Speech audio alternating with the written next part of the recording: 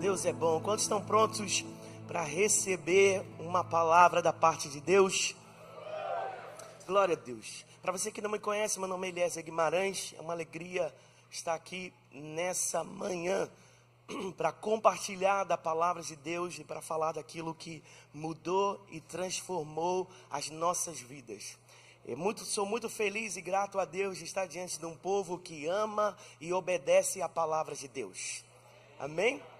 Então, eu creio que essa manhã o Senhor tem algo poderoso para fazer em nossas vidas. Então, se você trouxe a sua Bíblia, diga amém. Glória a Deus, você que veio para poder acompanhar no telão, aleluia.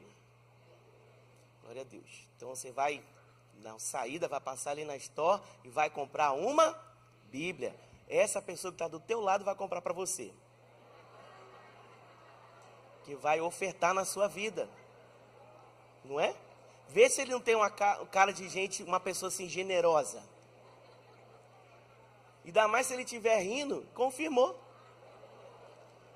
essa verdade, já pode ali escolher que essa Bíblia é sua. Aleluia, glória a Deus, viu? Abra sua Bíblia no livro de Colossenses. Nós vamos ler a partir do verso 3. Hoje nós iremos falar sobre marcas da maturidade. Não entendi, escutei um i. Vocês bem de longe assim, um i. Falou de maturidade, né?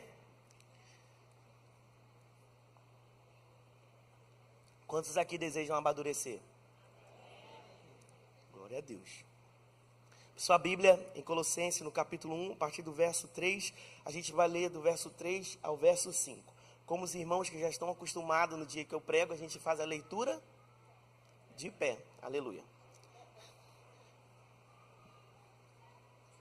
Ô irmão, tem um pezinho na Assembleia, tá? Quem aqui tem um pezinho na Assembleia também, como eu? Olha aí, ó. Então os irmãos sabem do que eu estou falando, aleluia. Na Bleia a gente lê os textos de pé, né? Porque a gente está na igreja da parede preta, a gente não vai fazer a mesma coisa. Aleluia, glória a Deus. A gente está na igreja batista, mas a gente também tem um pezinho na Assembleia, aleluia. Então vamos ler juntos. Diz assim, acompanhe aí na sua Bíblia ou aqui no telão.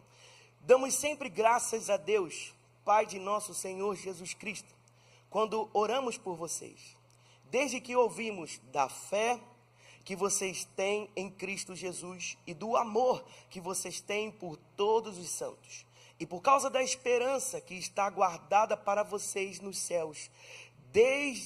Desta esperança vocês ouviram falar anteriormente por meio da palavra da verdade do Evangelho. Pai, nós te damos graças porque o Senhor é bom e o seu amor dura para todos sempre. Senhor Jesus, nessa manhã, que essa palavra venha ser um alimento para transformar as nossas vidas. Pai, só o Senhor tem acesso ao nosso coração, só o Senhor sabe aquilo que nós precisamos.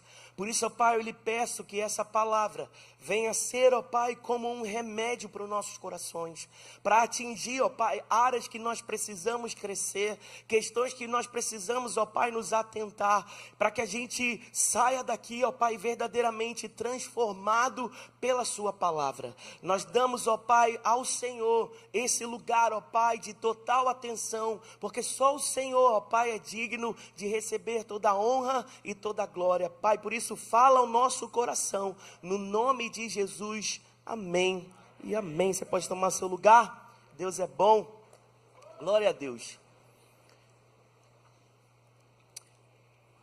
Você reparou na pessoa que está do seu lado hoje? Ele está bem?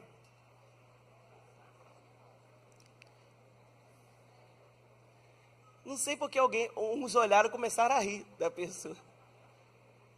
Feliz está, né? Se a pessoa está bem, diga para ela assim, você está pronto para crescer?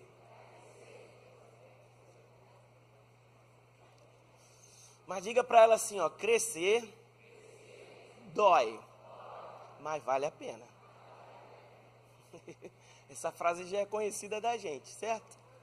Nós estamos nessa carta aqui de Colossenses, e quem me acompanha sabe que eu estou queimando com meu coração no livro de Colossenses. E eu não poderia deixar hoje de compartilhar uma parte daquilo que nós temos vivido com o Senhor, naquilo que Deus tem ministrado em nossos corações. Por isso, nessa manhã eu queria falar sobre esse assunto de maturidade.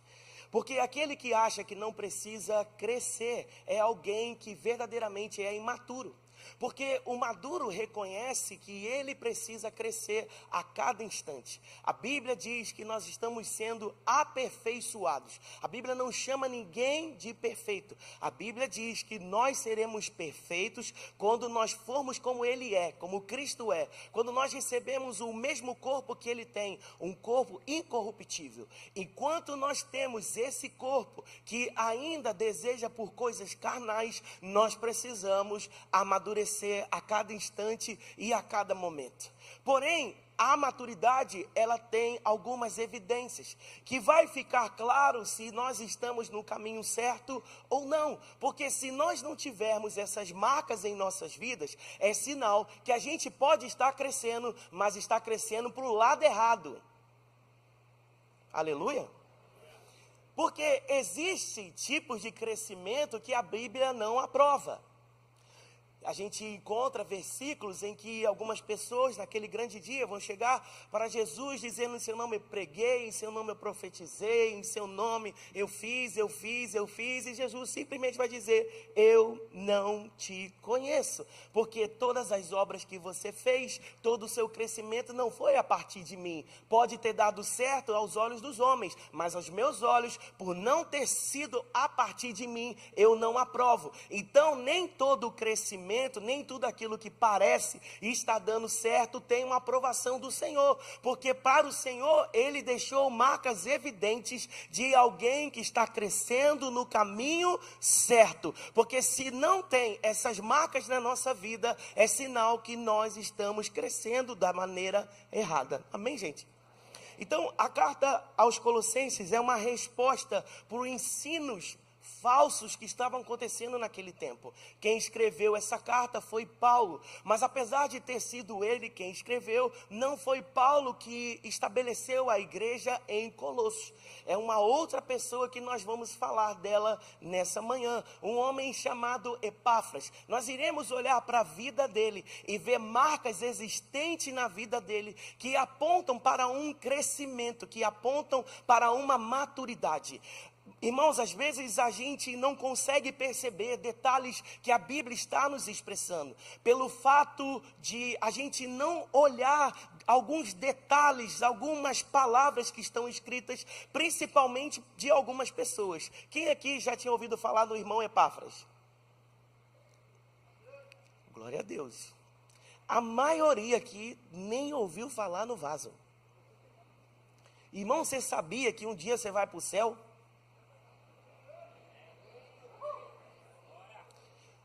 Eu comecei a ficar assustado agora, porque eu fiz uma pergunta e alguns ficaram em silêncio, mas eu quero crer que respondeu por dentro. Amém? Você chegando no céu, você vai conhecer algumas pessoas. Aleluia. Imagina você dar de cara com Naum. Amós também é bom, né? Aí, muito prazer, meu nome é Naum. Me conheces? Aí você, então. Aí eu falo assim: você nunca leu meu livro? Aí você, que livro? Foi a Thomas Nelson que publicou? Eu falo assim: não, estava escrito na Bíblia. Aí você, é mesmo? Aí eu conheço Davi, Abraão, conheço Mateus, Lucas, mas nunca ouvi falar de você não. Ele, pois é, você nunca leu a Bíblia toda não? Aí você, então. Não. Entenderam a piada, né? Mas a gente não pode chegar no céu sem conhecer a Bíblia, gente. E como você não sabe quanto tempo você tem de vida ainda, ou alguém aqui tem definido assim: viverei, pode ser até um desejo, mas a certeza, só o Senhor quem sabe. Amém? Então, enquanto ainda há tempo, enquanto a gente já pode ler, o que você tem que fazer? Lê. Aleluia. Porque não é a velocidade que você faz, é a constância em que você se propõe a fazer. Aleluia. Então, nós lemos esse texto aqui do verso 3 ao 5, e ele fala de 3 características que estão presentes nessa igreja e que Paulo sempre fala em diversos versículos. Nós lemos o texto que diz o seguinte, damos sempre graças a Deus, Pai de nosso Senhor Jesus Cristo, quando oramos por vocês. Verso 4, desde que ouvimos da fé, 3 pessoas me acompanhando, desde que ouvimos da fé. Então, em primeiro lugar, ele está destacando a fé que ele está ouvindo falar. Depois ele vai dizer que vocês têm em Cristo Jesus e do amor, que vocês têm por todos os santos, por causa da esperança. Então, Paulo está destacando nesse povo a fé, o amor e a esperança. Existem inúmeros versículos que Paulo destaca, ele sempre destaca essas 3 características. Em 1 Coríntios capítulo 13, no verso 13, vai dizer o seguinte: agora, pois, permanecem a fé, a esperança e o amor. Estes 3, porém o maior destes é o... Em Gálatas capítulo 5, do verso 5 ao 6, vai dizer assim: porque nós, pelo Espírito, aguardamos a esperança da justiça, que provém da fé. Porque em Cristo Jesus, nem a circuncisão, nem a incircuncisão tem valor algum, mas a fé que atua pelo amor. Então, Paulo sempre destacou essas características. Diga-se comigo: fé, amor e esperança. Para você gravar de novo. Então, a primeira questão que você deve se perguntar é se isso é evidente em você. Se pergunta aí no seu interior. Se fé, esperança e amor são questões claras na sua vida. Se quem convive com você come desse fruto de fé, de esperança e de amor. Porque o que define a nossa vida é o fruto que sai da gente. E a árvore é conhecida pelo fruto. Então não é aquilo que a árvore acha que ela é, mas é aquilo que ela transcende dela. É aquilo que ela coloca para fora. Então essas marcas precisam estar evidentes em nós. Fé, esperança e amor. Amém? Vocês estão comigo? Então vamos lá, vamos continuar aqui. Paulo, ele destaca isso e ele vai dizer, em primeiro lugar, se você estiver anotando, o primeiro ponto que nós vamos falar aqui é a evidência de maturidade. Evidência de maturidade. Vamos ler o verso 6 do mesmo capítulo 1. Hoje eu vim na vibe ensino, tá, gente? Mas do nada a gente pode virar pentecostal, tá? Mas a gente começa assim mais comportado, no final só Deus sabe. Então Colossenses capítulo 1 verso 6, diga assim, vamos ver comigo: que chegou até vós como também em todo mundo está produzindo. Com esse jeito não vai produzir nada.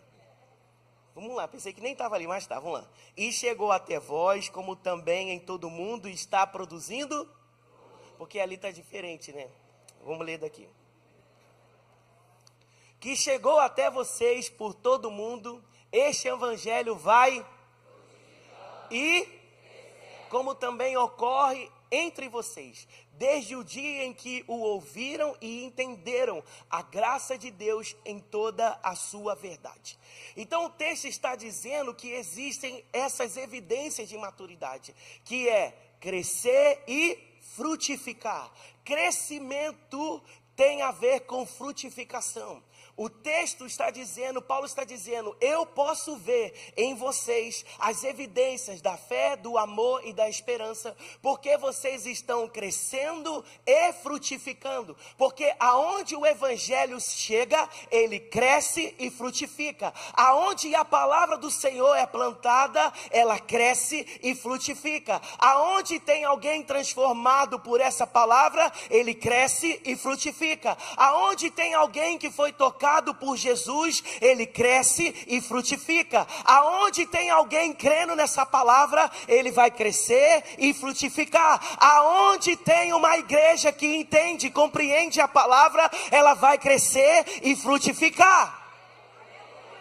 Porque não são as metodologias humanas que fazem crescer. Não é o café que você recebe lá no início que faz essa igreja crescer. Não é a recepção, a forma que a gente recebe as pessoas que faz crescer. O que dá o crescimento é a palavra de Deus. É o evangelho do Senhor pregado com autoridade, pregado simplesmente com prática de vida, é que faz crescer. Então não adianta imitar métodos se não tem palavra.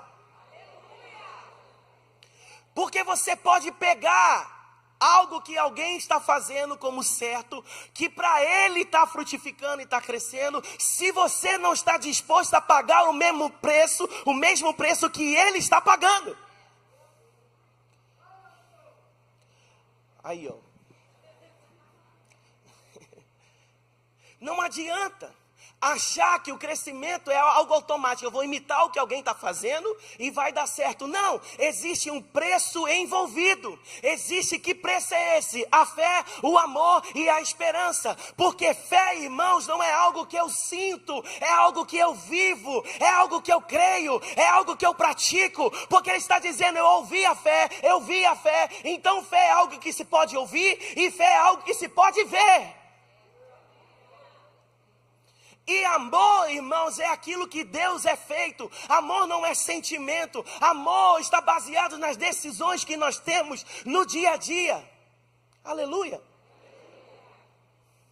E qual é a sua esperança? Em que você tem esperado nesses dias? Você sai daqui domingo por domingo com a esperança que essa palavra que está sendo pregada vai mudar a sua vida? Ou parece que domingo é sempre um reabastecimento? Porque você deixa escapar durante a semana toda a palavra que foi pregada? Não precisa levantar a mão, mas quem se lembra da pregação de domingo passado?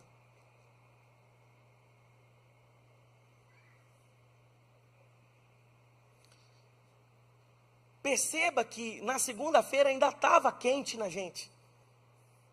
Mas o fato da gente não praticar, o fato da gente não rever, o fato da gente não continuar ouvindo as mesmas coisas, faz a gente esquecer.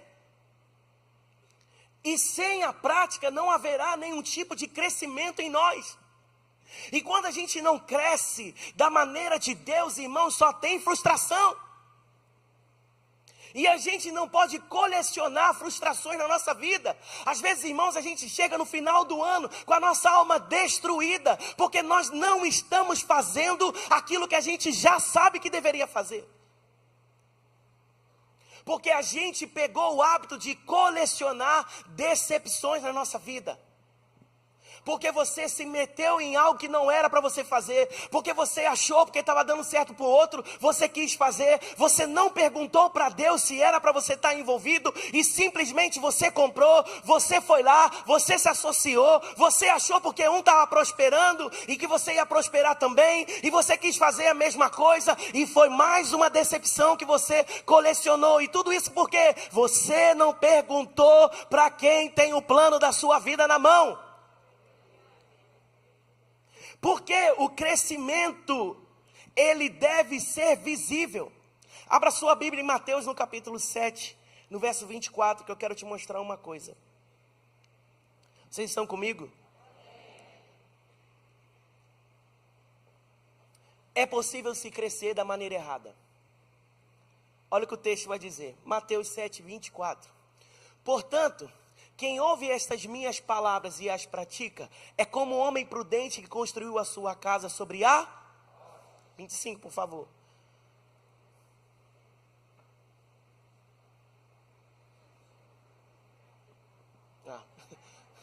Caiu a chuva, transbordaram os rios, sopraram os ventos e deram contra aquela casa, e ela não, porque tinha os seus alicerces na... Então, O texto está dizendo que o homem prudente é aquele que ouve a palavra e pratica. E isso vai fazer com que aquilo que ele está construindo vai ser alicerçado sobre a rocha. Vai vir dificuldade? Vai vir. Vai vir tempestade? Vai vir também. Vai vir traição? Vai vir também. Vai vir abandono? Vai vir. Vai vir gente que um dia fala uma verdade, mas daqui a pouco mentiu? Vai vir também. Vai ter decepções com de perto? Vai ter. Vai ter decepções com de longe? Vai ter também. Mas o que vai acontecer com a construção? Vai ficar intacta. Porque ela está sendo construída sobre a rocha. Continuamos. 26. Mas quem ouve estas minhas palavras e não as pratica, é como um insensato que construiu a sua casa sobre a... Caiu a chuva, transbordaram os rios, sopraram os ventos e deram contra aquela casa. E ela caiu, e foi grande a sua queda. O texto está dizendo que aquele que simplesmente ouve, vem todo culto. É lindo. Não falta um culto. Serve. Não falta uma escala. Não falta um GC. Não falta uma conferência. Gosta até de sentar nas cadeiras da frente. Roda no poder. Fala em línguas. Tem revelação. Mas não tem prática da palavra. E a Bíblia chama isso de insensatez. Porque está construindo coisas visíveis. Mas a primeira dificuldade que acontecer, vai pensar em desistir de tudo. O que é isso que a palavra do Senhor está dizendo? Que você não deve ter um crescimento aparente apenas.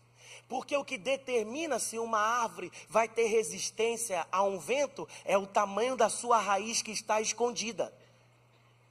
Porque uma raiz forte dá sustento para os dias difíceis, para os dias em que você não tem controle das dificuldades. Porque existem dificuldades que aparecem que não é a pessoa que provoca, mas ela faz parte do decorrer da vida. E o texto está dizendo que esse que é insensato, sabe como ele está vivendo? Só está frequentando a igreja, mas não está praticando. Ele não ama a sua casa, ele não ama o próximo, ele não faz, ele não vive do amor, ele não vive da fé. Vive reclamando da vida, ele não tem esperança, ele vive pela lógica, ele não quer fazer aquilo que o Senhor determinou para ele fazer, ele escolhe as coisas, ele não pede a opinião do Senhor, ele não quer saber o que a palavra de Deus diz a respeito da vida dele, ele vive uma vida aparente, mas não quer ter raiz, vive pulando de igreja em igreja. Quando acontece um problema na igreja, ele parte para outra, aí chega lá, tem um problema também, ele vai para outra igreja. Quando perguntam a ele, em 10 anos de evangelho, tem 20 igrejas que ele já frequentou, e ele quer dizer que o problema são as igrejas.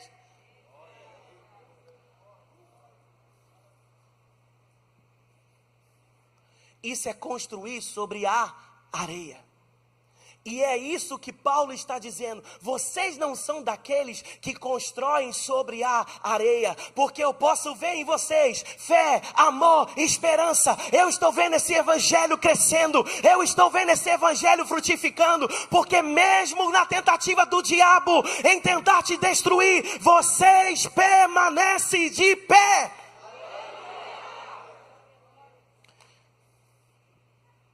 O insensato também produz frutos, cresce. O problema é que ele não permanece.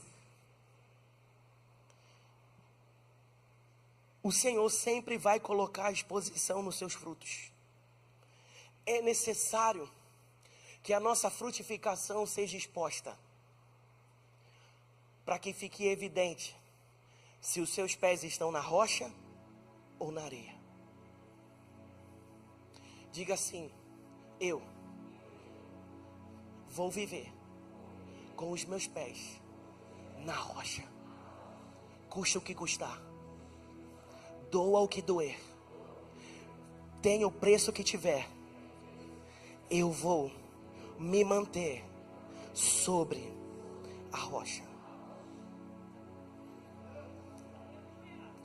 Em Colossenses, do verso 7, vai dizer assim: isso vocês aprenderam de Epáfras, nosso amado conservo, e em relação a vocês, fiel ministro de Cristo, o qual também nos contou do amor que vocês têm no Espírito. Paulo está dizendo que tudo isso que os colossenses estão vivendo, eles aprenderam através da vida de um homem. Toda essa realidade que a igreja em Colossos está vivendo é resultado da fé de um homem. Quem é esse homem? Epáfras. Epáfras, ele ouviu o evangelho quando Paulo estava em Éfeso. Paulo passou 2 anos naquele lugar pregando o evangelho, e ele era um entre a multidão que ouvia a pregação. Ele ouviu. Paulo não o conhecia, e sem saber dessa história, ele agarra a palavra que foi pregada, dizendo: eu vou voltar para minha cidade e vou começar a pregar o evangelho. Esse é o problema de muitas pessoas, porque elas não querem ser conhecidas primeiro na sua cidade. E quando eu digo a sua cidade, eu posso também colocar como a sua casa, como a sua família, que é o primeiro lugar onde você deve pregar o evangelho, são para os de perto. Porque quando a gente prega para os de perto, a gente é provocado a mudar de vida, e não somente os nossos argumentos. Para os de longe é fácil manter um evangelho de argumentos, mas para os de perto não tem como manter argumento, a gente tem que ter prática.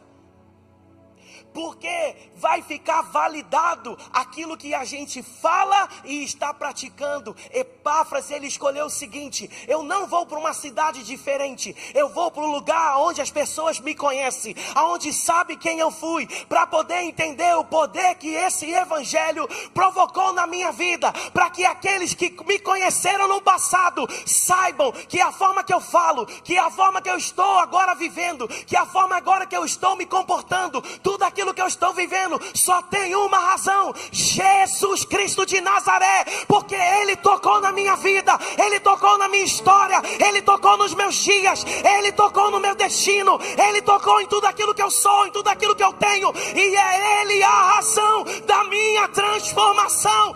Eu vou voltar para casa. Aleluia. Um belo dia os discípulos voltaram para Jesus todos empolgados, porque eles pregavam, eles expulsavam demônios, eles estavam efetuando um milagre. E Jesus disse para ele: faz o seguinte para vocês saírem desse pódio, para vocês saírem desse holofote, dessa empolgação, vai para casa, porque o profeta de casa não tem honra. Vai lá pregar para eles, para ver se a evidência do seu comportamento está de acordo com aquilo que você fala. Vai para casa, porque a sua mulher, os seus filhos sabe quem você é, o seu esposo sabe quem você é, ele sabe se essa transformação é verdadeira ou não. Então volta para casa, porque em casa não se honra o que fala, em casa se honra o que faz. Volta para casa.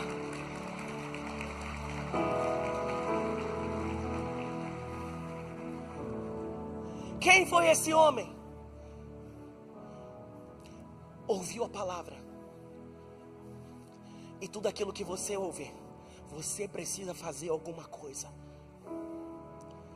Porque se você não fizer alguma coisa com o que você está ouvindo, você vai perder. Você está aqui hoje nessa manhã ouvindo a palavra, e você sabe aquilo que Deus está falando no seu coração. Por quê? Porque você precisa fazer alguma coisa com essa palavra. Se você não fizer alguma coisa com isso, você vai perder o que você está ouvindo. E Epáfras ouviu a palavra, voltou para Colossos e começou a pregar. E o que esse homem fez demais?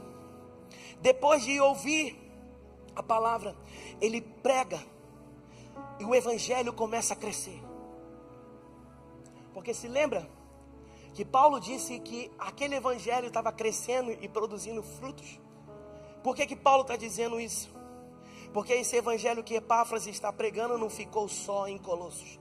A palavra do Senhor vai dizer que esse evangelho que esse homem está pregando chegou em mais 2 cidades, Laodiceia e também chegou em Herápolis. Por que Paulo está dizendo que o evangelho cresceu? Porque ele não está só no argumento daquilo que Epáfras está contando para ele. Ele tem evidências de fruto para mostrar. O evangelho cresceu não só em mim. E como o evangelho é grande, ele cresce e transborda. Não pode só ficar em mim. Ele cresceu em Colossos, mas também cresceu em Laodiceia e também cresceu em Herápolis. O evangelho está crescendo. A semente que foi plantada em mim está dando frutos. E o que esse homem foi capaz de fazer?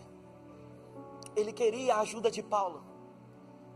Esse é o problema de muitas pessoas que quando alcançam sucesso, eles acham que não pode pedir mais conselho a ninguém, porque eles se acham autossuficientes.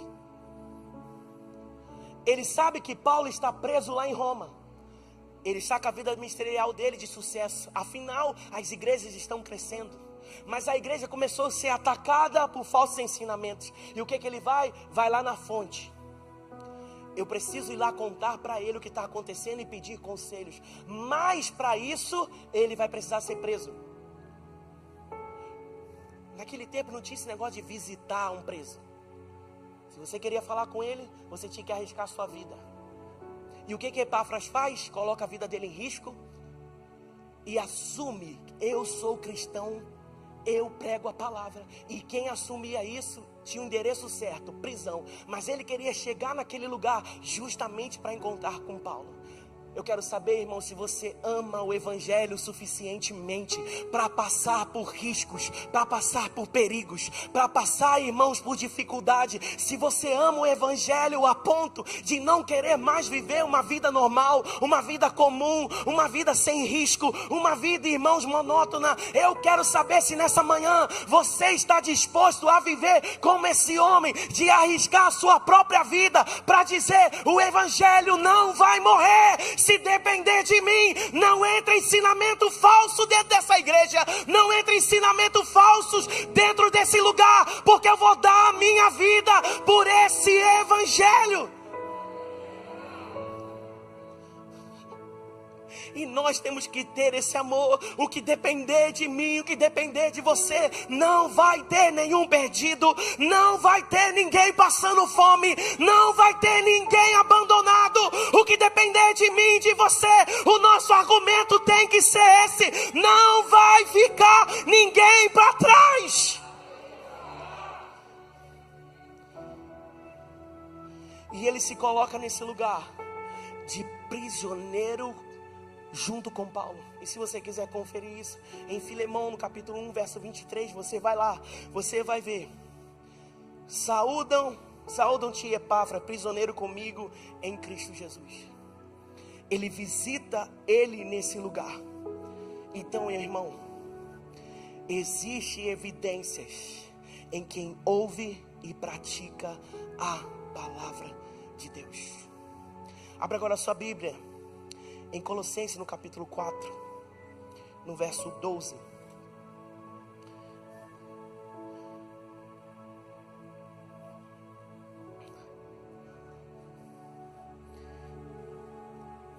Eu quero te mostrar o tema dessa mensagem nesse texto: marcas da maturidade.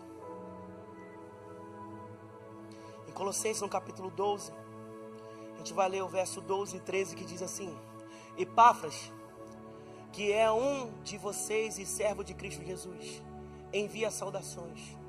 Ele está sempre batalhando por vocês em oração, para que, como pessoas maduras e plenamente convictas, continuem firmes em toda a vontade de Deus.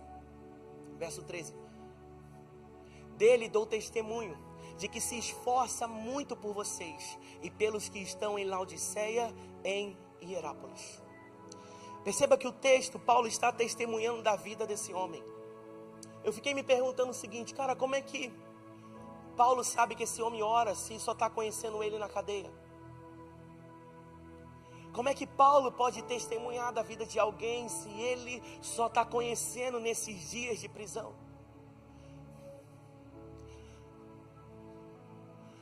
Porque a gente não conhece as pessoas por aquilo que elas fazem. A gente conhece as pessoas por aquilo que elas são. E uma vida de oração não fica oculta nunca. Uma vida de oração, ela é sempre exposta pelo modo de viver da pessoa. Uma pessoa que está em constante oração não é uma pessoa, irmãos, ansiosa nas suas decisões. Não é uma pessoa que fala demais. É uma pessoa que está sempre centrada naquilo que o Senhor, irmãos, a orientou a ser e fazer.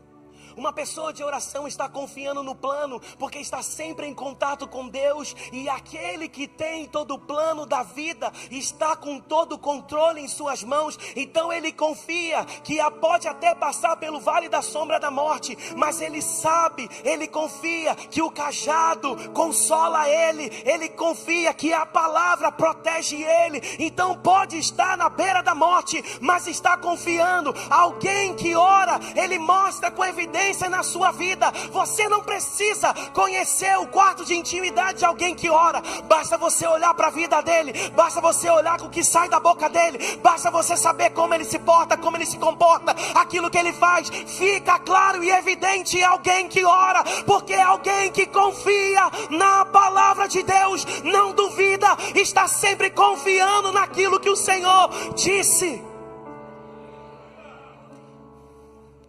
Então a primeira coisa que Paulo disse sobre Epáfras, ele disse o seguinte: Epáfras, ele é dentre vocês. E algumas versões vai dizer que ele é comum entre vocês. Ele é da igreja de vocês. O que Paulo está dizendo com isso?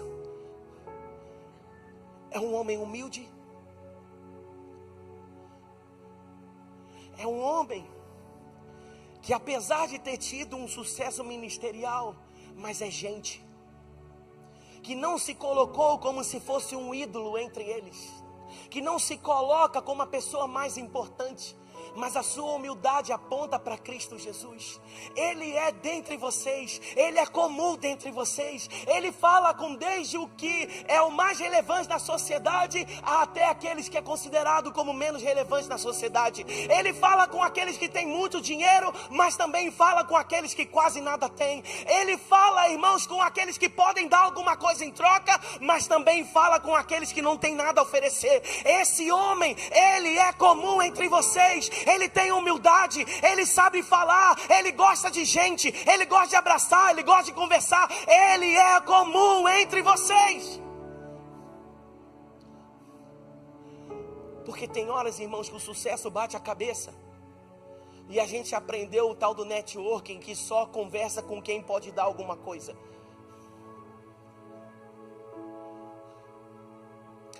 Esse tal de networking pode servir lá fora, mas aqui dentro não. Porque aqui dentro a gente ama pessoas. Porque aqui dentro a gente ama a gente. A gente não ama o que as pessoas podem nos dar. A gente ama porque um dia a gente recebeu. E porque nós recebemos daquele que tem todas as coisas, a gente se move pela graça. A gente se move pelo amor. A gente se move por amar as pessoas, independente se elas têm ou não, se elas oferecem alguma coisa ou não. Porque nós recebemos já da graça de Deus. Meu irmão, não transforme os seus líderes em ídolos.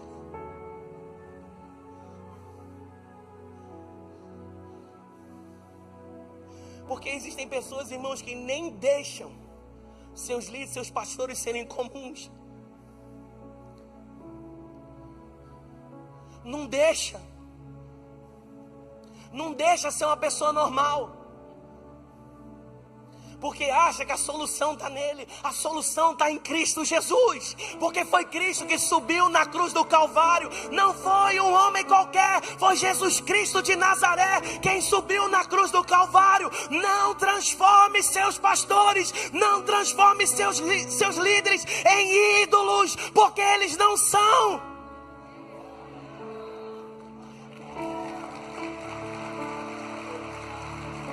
Deixe eles serem comuns. deixem eles transitarem na igreja. Às vezes, irmãos, o comportamento de algumas pessoas com determinados cantores, com determinados pregadores, ao ponto deles nem poderem transitar na igreja, que não deixam, tratam eles como se fosse um popstar, tratam eles como se fosse uma estrela, é onde vê, quer tirar foto, quer falar, irmão, ele é gente comum. E isso eu não estou dizendo que você não deve honrar, porque honra é a expressão de quem nós somos. Você deve honrar, você deve cuidar, você deve orar, mas não deve colocar ele num alto e sublime trono, porque esse lugar é de Deus, esse lugar é de Jesus, esse lugar é do Espírito Santo, esse lugar não é de homem, esse lugar não é de mulheres, esse lugar é de Jesus e só pertence a Ele.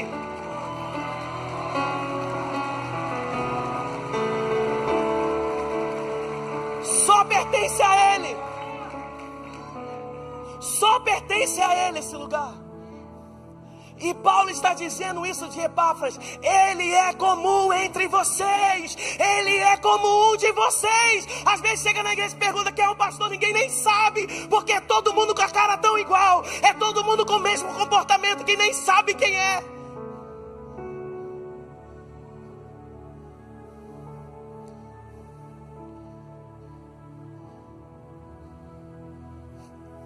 Que o Senhor coloque isso no nosso coração. Que o Senhor nos faça nos mover desse jeito. Porque você não é feito do cargo que você ocupa. Você não é feito da posição social que você ocupa. Você não é feito, ei, irmão, estou aqui, mas eu estou pastor. Eu estou aqui pregando, mas isso não quer dizer que isso define a minha vida. E nem quer dizer que eu vou ficar fazendo isso para sempre, irmão. É Deus quem tem o controle sobre todas as coisas. Não fique baseando a sua vida por um dia querer estar aqui. Não, irmão, queira ser alguém comum entre todos.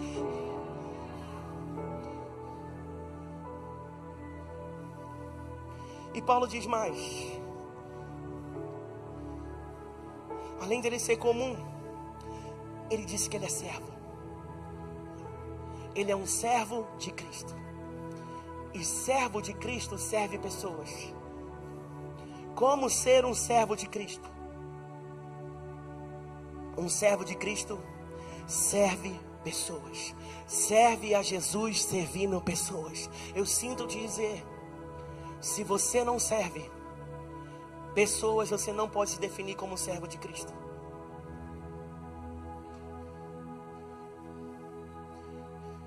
Se você não serve pessoas, você não pode se definir como um servo de Cristo. Se você não doa a sua vida por alguém, você não pode se definir como servo de Cristo. Porque a palavra do Senhor diz: nós seremos conhecidos como discípulos pelo amor que nós temos um pelos outros.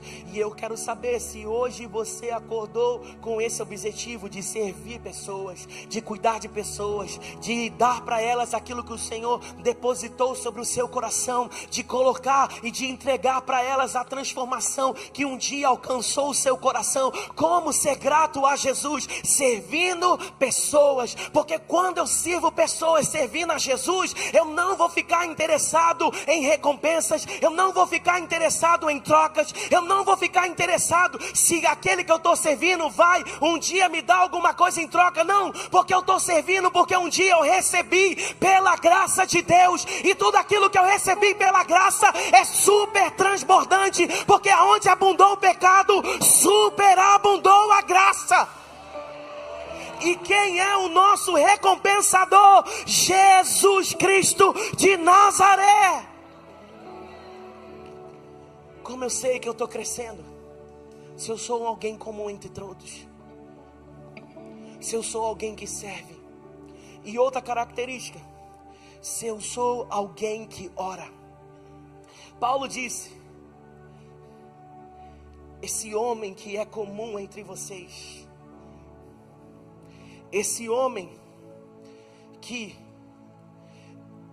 serve vocês, ele ora constantemente por vocês. Ele está em constante oração. Eu quero saber se hoje você já orou pela sua família.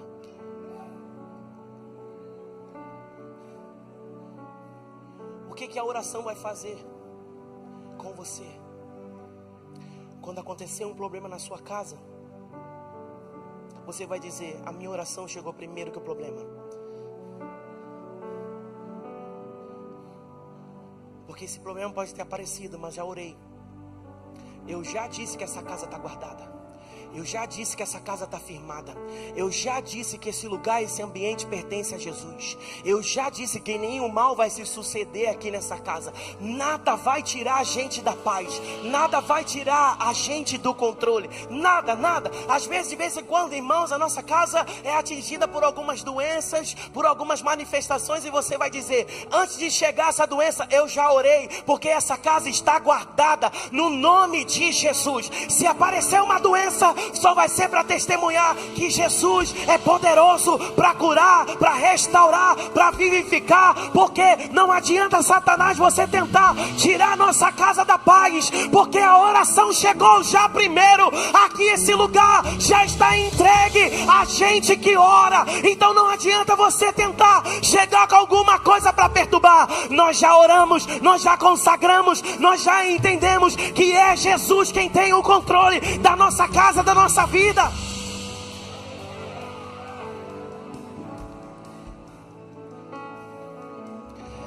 Epáfras, um homem que é comum entre todos, um homem que serve a Cristo, um homem que é de constante oração, e ele tem uma plena convicção da vontade de Deus. O texto vai dizer assim, ele é servo de Cristo Jesus, que está sempre lutando por vocês em oração, para que vocês se conservem maduros e plenamente convictos de toda vontade de Deus.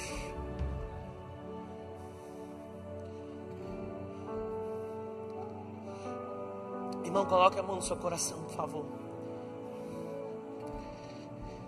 Senhor, se chegou alguém aqui com dúvidas sobre o plano que o Senhor tem para a vida deles, eu quero declarar agora convicção brotando nesse coração. Convicção brotando nesse coração. Foi o Senhor quem começou essa boa obra, e é o Senhor quem vai fazer permanecer. É o Senhor quem encheu de poder, é o Senhor quem encheu de graça. Foi o Senhor quem deu o plano, e é o Senhor quem vai sustentar esse plano. Nenhum dos seus planos podem ser frustrados. Nenhuma ideia que o Senhor colocou no coração dos seus filhos foram à toa, porque foi o Senhor é quem deu a capacidade de sonhar, e é o Senhor quem dá a capacidade de permanecer no plano que o Senhor deu, sem mudar nenhuma vírgula, sem mudar nenhum plano. É Ele quem faz, é Ele quem dá, é Ele quem sustenta, é Ele quem coloca a palavra, é Ele quem abre a porta, é Ele quem fecha a porta, é Ele quem dá o sim, é Ele quem dá o amém, é Ele quem te une a outras pessoas, é Ele quem vai trazer os recursos, é Ele quem vai fazer acontecer. É Ele, é Ele, é Ele, é Ele. E esse plano e essa convicção que tem que estar no seu coração é um cuidado dele para contigo e um cuidado seu para com os outros. Você vai amar os outros fazendo aquilo que Deus determinou para você. O que você faz é expressão do cuidado de Deus.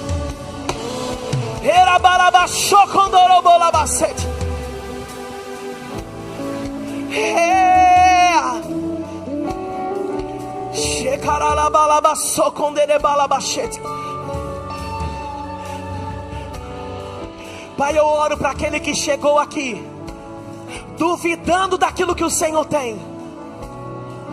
Eu oro para aquele que chegou aqui com sentimentos de incapacidade, com sentimentos no coração, achando que tudo vai ser perdido. Eu declaro agora sobre essa mente e sobre esse coração convicção,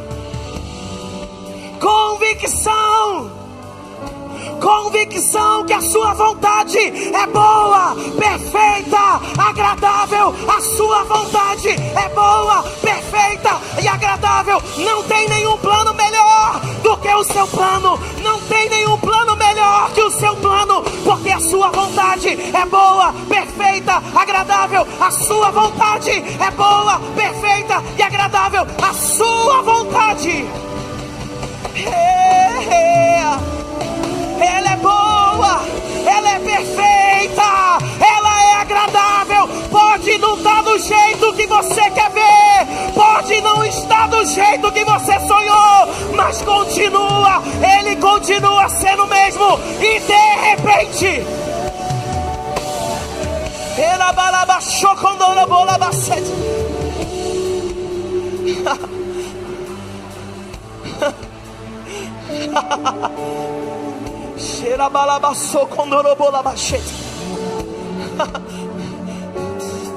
como entre todos de oração, que confia no plano e que vai ter um testemunho. Paulo diz para Epáfras, dizendo assim: eu posso testemunhar que a vida dele é uma expressão de Cristo Jesus. Você veio para esse lugar e essa manhã porque a sua vida é uma expressão de Cristo Jesus. Você veio para cá dizendo: Senhor, eu preciso que o Senhor fale comigo, eu preciso que o Senhor fale comigo. E Ele escolheu essa manhã para dizer: confie no plano, confie em quem segurou na sua mão, confie no plano, porque a vontade dele é boa, é perfeita e é agradável.